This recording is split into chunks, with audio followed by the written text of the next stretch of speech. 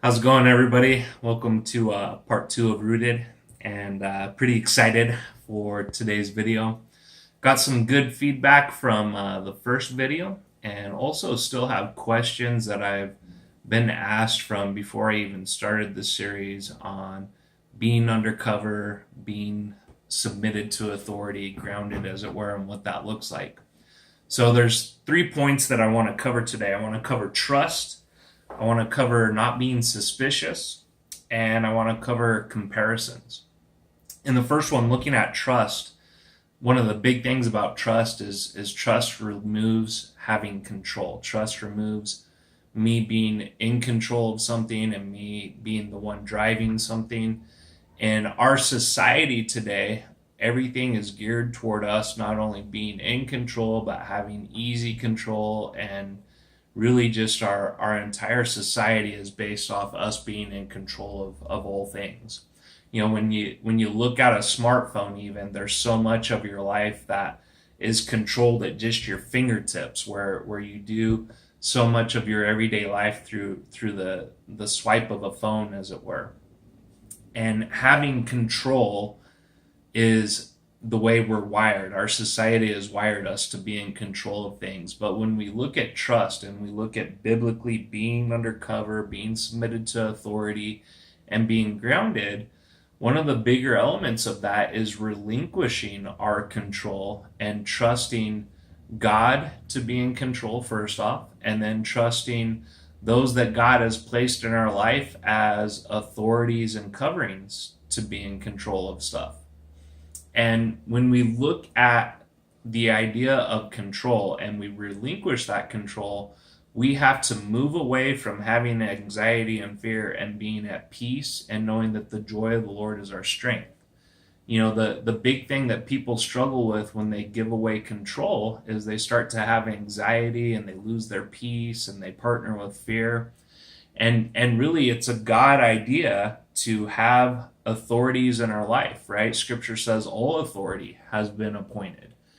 And so when we look at authority and when we look at being in control of things, we really want to just understand that when I give away my control and I trust this authority, when I trust this covering, when I trust the things that God has placed in my life for me to be submitted to, I can't partner with fear and anxiety. I've got to stay at peace and I've got to have joy to be able to do so.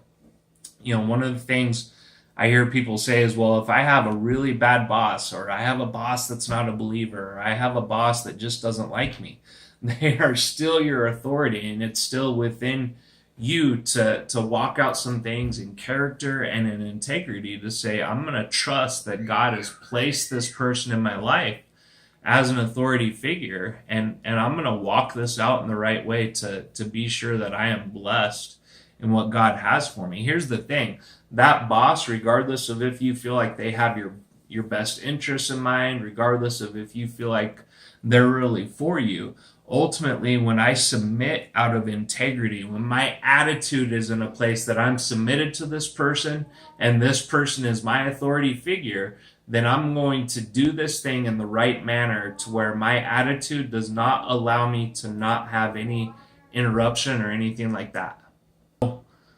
With that, it's really just important that my attitude is in the right position of saying, I'm going to trust the authority that God has placed in my life, knowing that God's my defender. It's not the job of the authority to be my defender, but if my attitude's right and I'm submitted, God is my defender, and God will propel me. God will bless me if I keep my heart right. You know, the next thing we want to look at is being suspicious. Sometimes we can really get suspicious of, you know, does this person have the best interest for me, and does this person really, you know, care for my life and whatnot, or you know, being suspicious of, you know, is this really God's idea? And ultimately, there's places where we need to remove our suspicions and we need to let go and just let God, and just really be in a place to where I'm going to be at peace. I'm going to trust the authorities that are in my life. I'm not going to be suspicious of them. I'm going to trust the people that God's called me to be submitted to. I know for wives, a lot of times we can be suspicious of, Is my husband being wise right now? Well, no, probably not. Let's, husbands make mistakes, and it can be easy for a wife to say, man, I don't know if he's even hearing from God right now. I don't know if he's even listening. My wife will attest to this, to where, because she remained submitted to me as the husband and allowed me to continue to be the leader, even when she saw maybe I wasn't making the best decisions and I wasn't being wise. Man, there were some blessings that came forth from it, and her keeping her heart right and her staying submitted. She didn't buy into her suspicions of thinking, man, I better just take the reins and I better just start leading the house. She stayed humbled. She removed her suspicions, and God blessed her. And I just want to encourage you guys, like, you've got to remove your suspicions and really just stay true to that authority that God has called you to be under, and stay in that place of submission, because that heart and that attitude, God will bless that. The other thing is, don't compare. Don't compare the leader that God has called you to submit under to another leader. And don't compare yourself to others that are under that leader as well. Comparisons are a death trap. It's a snare. As soon as you start comparing and projecting stuff onto people, you really put yourself on a slippery slope. Don't compare one leader to another. Just because your leader's not like another leader, and just because maybe your leader's not treating you how they treat somebody else or anything like that, don't get into that comparison game. That's a really slippery slope to get on. Comparisons aren't how God does things, right? Thank God he doesn't compare, when you go to the judgment seat, you to somebody else, or someone else with someone else. There's no comparison. You don't get up to the judgment seat and God doesn't say, well, too bad you didn't do things like Paul. Things would have been a lot better for you. No, you are judged as who you are.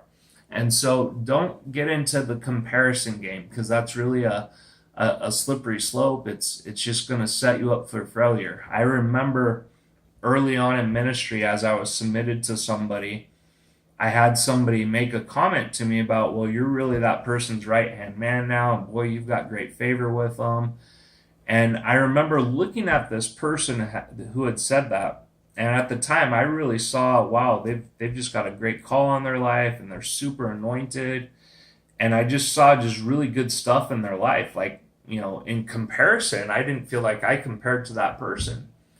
But what they were doing is they were looking at the time that I was getting with our leader and just the relationship that I was getting with our leader, and they were comparing that. And, fast forward now, this person who I really viewed as having just this great call in their life, they're not even involved in ministry now. And, I can't help but wonder, if they would have just avoided the comparison game, where would they be now?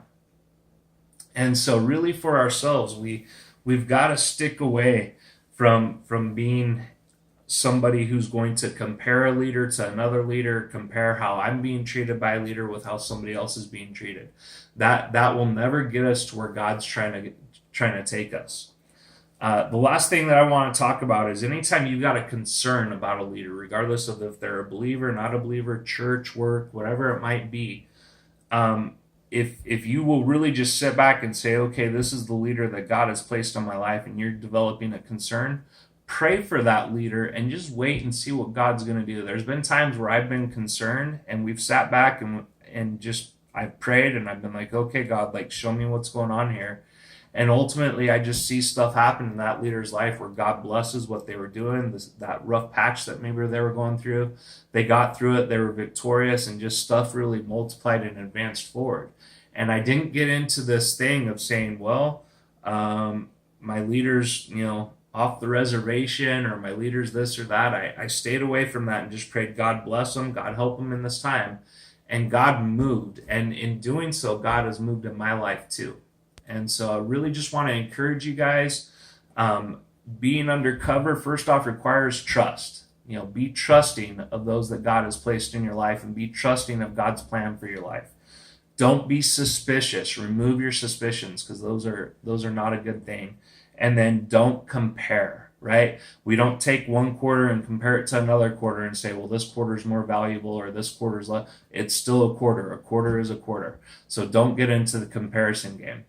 Love you guys. We bless you, and looking forward to the responses and feedback from this video.